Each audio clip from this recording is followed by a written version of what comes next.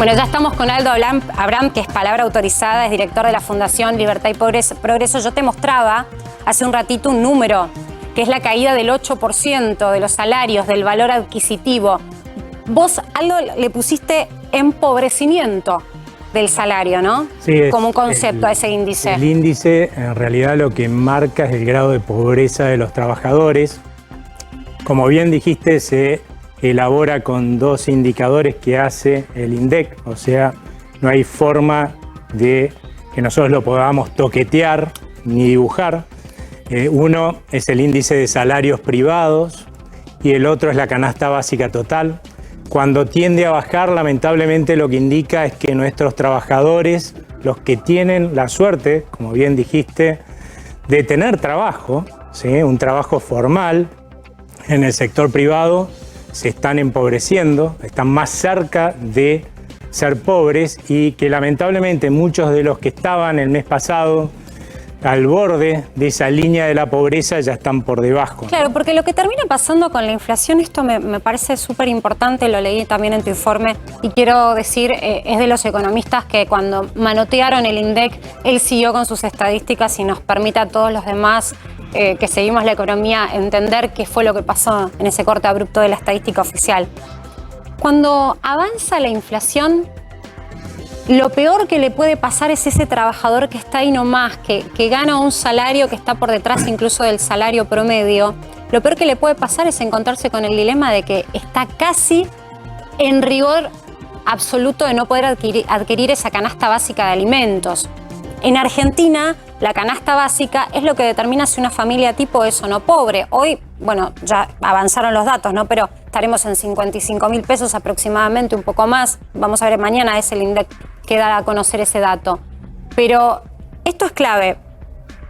Con la evolución que vos venís estudiando de los salarios a lo largo de los años, ¿recordás otro momento en donde hay un gran porcentaje de trabajadores que están ahí nomás, más allá de tener un empleo formal y en blanco, de caer por detrás de la línea de pobreza?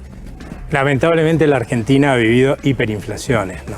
Y eso ha hecho que lamentablemente los trabajadores estuvieran en niveles de pobreza muy fuertes. Y también hemos vivido la crisis del 2002, también una crisis muy dura. Lo malo es que pareciera que nuestro índice va rumbo a esos mismos niveles de empobrecimiento. Y cuando uno se pone a pensar por qué ha pasado esto en los últimos meses, cuando hemos tenido una recuperación de la economía fuerte, sí, esa es la realidad, lo que queda clarísimo es que ha sucedido por la inflación y no nos debería llamar la atención porque en definitiva, ¿qué es la inflación? El Banco Central tiene que financiar al gobierno, emite muchísimos más pesos de lo que nosotros queremos. Eso hace que nuestro peso, como cualquier cosa que se produzca más de lo que la gente quiere, baje su valor, pierda poder adquisitivo. Conclusión, el Banco Central, que en realidad lo que acaba de producir es un papelito de color que no vale nada, ¿cómo hace para transferirle poder adquisitivo al gobierno para que gaste más? Pues facilísimo, nos lo quita con el impuesto inflacionario a todos los argentinos y le transfiere esa capacidad de gasto al gobierno, que es el que puede gastar más. El gran problema de este impuesto inflacionario es que afecta a los que menos tienen, justamente, a los que están más cerca de esa línea de pobreza, porque la gente de menores ingresos, casi todo lo que tienen lo tienen en pesos. Claro. No, los que tenemos más recursos, más posibilidades de defendernos, somos los que más zafamos, podemos decirlo así, de ese empobrecimiento, aunque nos empobrecemos todos, pero somos los que más zafamos. En cambio, la gente de menores ingresos es la gran pagadora del impuesto inflacionario y por eso es la que tiende a caer rápidamente por debajo de la pobreza. Aldo, en uno de tus informes yo leía que vos hacías alguna consideración sobre quiénes son los formadores de precios y explicabas esto que estabas diciendo. Ayer estuvo Augusto Costa en este mismo sillón y nos mencionaba la necesidad que tiene la lectura, o por supuesto que tiene el gobierno, de la necesidad de controlar a lo que consideran que son los formadores de precios. Dicho de otra forma, las grandes empresas, los grandes productores de bienes y servicios. La paradoja que tenemos es que el gobierno se supone que los viene controlando desde marzo del año pasado. Con la pandemia crearon un programa que se llama Precios Máximos. Hay más de 70.000 precios que están negociados con la Secretaría de Comercio. Esto es, cada vez que un empresario pretende aumentar porque tuvo que, no sé, absorber un incremento en los costos y dice, esto lo quiero trasladar a precios, se tiene que sentar a charlar con la Secretaría de Comercio. Incluso tiene que hablar de faltantes, si tiene imposibilidad por los insumos, tiene que justificar todo movimiento que hagan los precios. Y los vectores de la comunicación de que esto así suceda son los propios supermercadistas. Así está configurado hoy Precios Máximos. Aún así llegamos a un escenario del 4,8% de inflación en marzo. ¿Qué fue lo que falló? Yo creo que lo que está fallando es la explicación conceptual, ¿no? Porque fíjate que en su momento le echaron la culpa a los productores primarios de lo que subían los alimentos. Vos sabés que la participación en el precio de lo que vos comprás de cualquier alimento, de lo que cobra el productor agropecuario, es mucho menor que la de los impuestos y tasas que tiene adentro. O sea, el Estado es más formador de precios, entonces, que los productores agropecuarios. Pero parece que ellos tienen la culpa y no el Estado, que a cada rato te aumenta los impuestos. Claramente por ahí no está la respuesta, porque imagínate que eso llevaría a decir que debería ser que estos funcionarios del gobierno digan algo que jamás te van a decir. Que parece ser que Menem fue mucho mejor para domesticar a estos poderes concentrados que ellos, porque en el periodo de la convertibilidad la inflación era del 3%. Inflación que hoy no tenemos ni siquiera por mes, ¿no? Lo cual es claramente otro absurdo. No les pido que digan eso porque también es un absurdo, ¿no? Entonces, acá lo que hay que entender es que mientras el Estado esté pretendiendo gastar más de lo que puede, aún exprimiéndonos como nos exprime con impuestos, se va a tener que financiar con el Banco Central.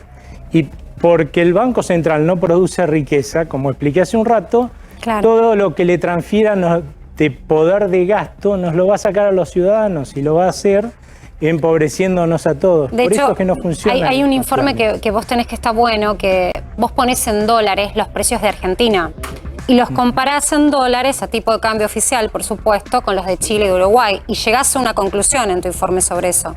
Sí, que acá son más baratos. Pero además... Acá, esto es importante. Aldo hizo un informe. Insisto, el informe le da, comparado con Chile y comparado con Uruguay, países vecinos, o sea, nada de irnos muy lejos, que los precios en Argentina en góndola son más baratos. Ahora, ¿qué es lo que está desfasado ahí? Que también lo apreciás vos en tu informe. Lo que está desfasado es claramente el ingreso de todos los argentinos. A ver, una conocida diputada dijo que teníamos la maldición de exportar alimentos. Eso es tan tonto como decir que un productor de lechuga tiene la maldición, si le gusta comer ensalada, de producir lechuga. Si yo a cualquiera de las personas que nos están viendo le preguntara quién va a comer la ensalada más barata, si el productor de lechuga o yo que tengo que ir a un supermercado o tengo que ir a comprarla a la verdulería, cualquiera de los que nos está escuchando me va a decir no, el productor de lechuga. Bueno, deberíamos informarle eso a esta diputada porque claramente un país que exporta alimento a sus habitantes le cobra el precio de los alimentos que le cobraría a los de afuera puesto en las fronteras. Pero resulta que para que llegue a las góndolas de todos estos señores hay que llevarlo a esos países, con lo cual claramente los que importan nuestros productos, ¿sí?, están pagando esos productos en sus góndolas mucho más caro que nosotros. Ahora, la gran pregunta es ¿por qué ellos, que lo pagan más caro que nosotros, pueden comprarlo y no tienen problema, y nosotros, que lo compramos más barato, resulta que nos cuesta comprarlo? Sí. Y eso lamentablemente tiene que ver con el empobrecimiento de los argentinos y tiene que ver con... ¿Vos tomás el salario promedio? El salario privado. Yo me lo anoté. El salario promedio, sí, ahí Aldo lo puso a tipo de cambio oficial, en Argentina está en $460. En Chile 649 y en Uruguay, país vecino, menos recursos porque hay menos territorio, $599, es decir, casi $600 gana promedio sector formal un uruguayo versus $460 el argentino. Explícame acá esta diferencia. ¿Por qué tanta diferencia de ingresos? Debe ser porque aquellos argentinos y extranjeros que pueden invertir su capital para producir en algún país, elige ese tipo de países. Los países en los cuales no se combate el capital, donde vos ponés una empresa y no hay un funcionario de tercera línea diciéndote a qué precio tenés que vender, qué insumos tenés que comprar, ¿sí? Cuánto tenés que producir, si podés comprar o importar o exportar. Nadie pone una empresa para que se la maneje un funcionario. Y además, si tenés la suerte en la Argentina de ganar plata, para que te la quiten con impuestos que son realmente agobiantes. La Argentina está en el puesto número 21 entre 190 países del mundo, entre los que más exprimen con impuestos a sus empresarios. Gracias.